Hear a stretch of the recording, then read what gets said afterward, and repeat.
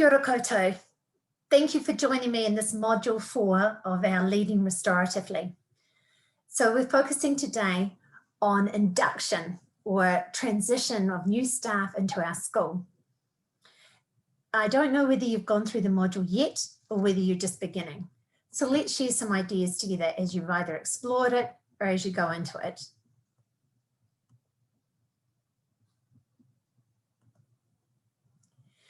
The tapestry of understanding cannot be woven by one strand alone. Only by working together of weavers will such a tapestry be completed.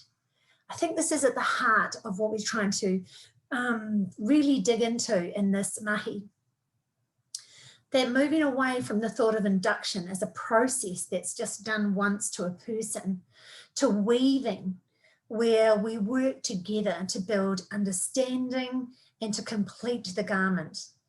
I think the idea of weaving, when you think of one person needs to be woven and to touch all the strands in order to complete a tapestry, each thread needs to be woven in, each piece of flax. When we think of our induction processes, often they're just one-offs. And if you've gone through the work in the module, or if you see it, you'll see the experience is often being given a link to a site or a manual or a checklist to complete.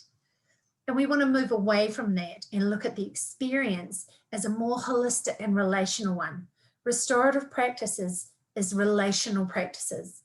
If you're a restorative school, you're a relational school. We see that it's not something we do, but it's who we are. And it needs to be who we are when we're gathering in our new people into our kura, and we're leading them to know and understand what it is that we do. So our reflection has been with our own understanding and practice of how we work relationally and restoratively with others. Are we leading? What does that look like and sound like, and how do we know? So how have we consciously worked to weave these 3 strands? And in this module, we're exploring wānau, ākonga, and kaiako together at your kura. I love this whakatauki. Mā te huruhuru, ka rere te manu, with feathers a bird can fly. And we've looked at how each staff member, each person that comes onto our teams is like this. And with feathers, that bird can fly. It's attaching the feathers onto the bird. It's equipping them that their experience in teaching, if they're a beginning teacher, or their experiencing as a kaiawhina in our classroom, is one in which they fly. And they don't have failure to flight.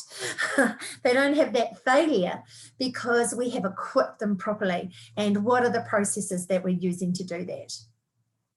So we've looked at this idea of induction that we've inherited into our school culture as the process of introducing employees to an organisation, and that it's something that you've done once. And really that's been the culture that I've seen in many of the schools that I've worked in. And relationally, we want to move away from that and ask ourselves some really good questions. So if we've got a relational approach to school life as part of our restorative practices, our model is to focus on building and maintaining positive, respectful relationships across our school community.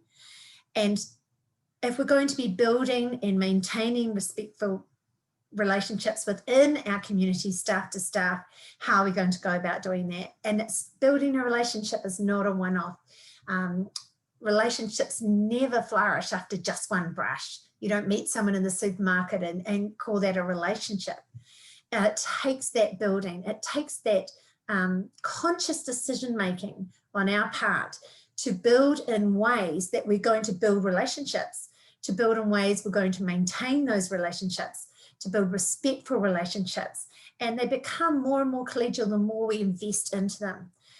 It's not the day or at the beginning of the year where we introduce each other and over morning tea. That's not a building, and that's not maintaining the relationships across our staff that we already have. If induction is good for one, it's good for all. Connection before content is something we often say about our students, but it's equally as important when said about our staff. Know me before you teach me. If we're building a relational approach to welcome and integrate, to include, to aspire new staff, then who will be responsible to this?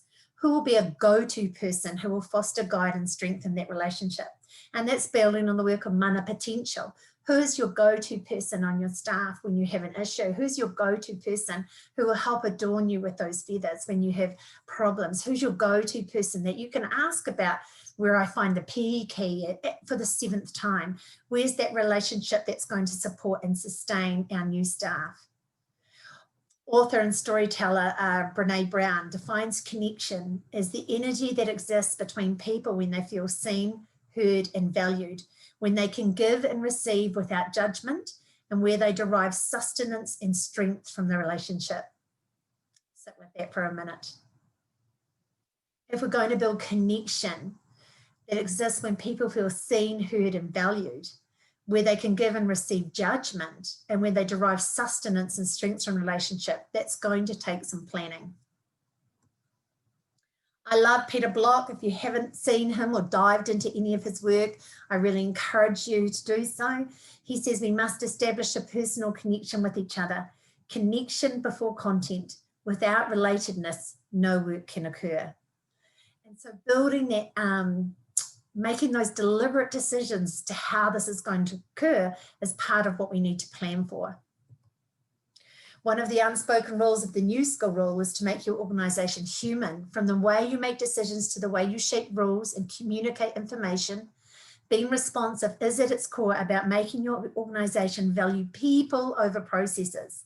There is no better way to start valuing people than to put connection before content.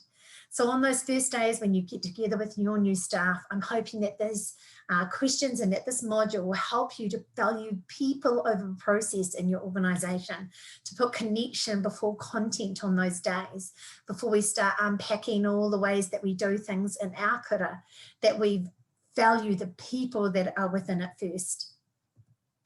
So as you start programs or enter into new experiences or continue to build, be intentional about creating that connection. Slow down, ask questions and have fun while building relationships. Think about what's a change you're going to make and what is the outcome you're wanting to see. Kia ora koutou. I hope you enjoy working through this module. We look forward to receiving your feedback.